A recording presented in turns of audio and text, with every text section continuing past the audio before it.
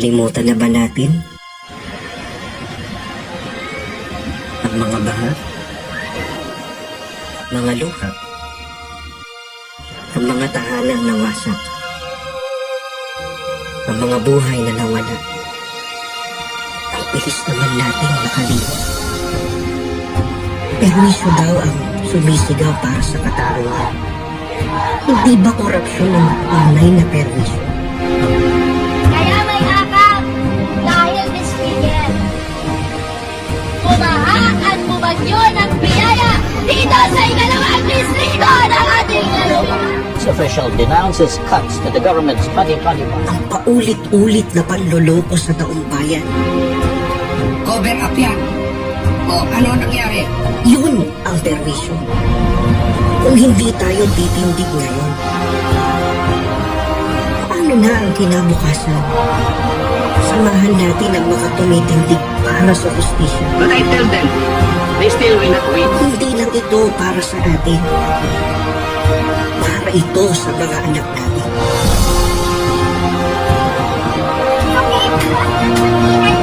Para sa susunod na henerasyon. Ngayon na ang pagkakataon.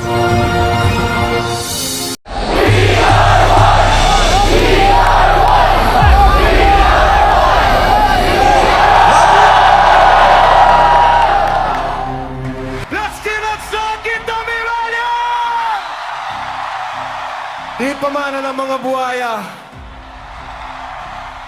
niagasan ng pandaraya! Boses ng bayan hindi matitinag, pananagutan ng aming sigaw!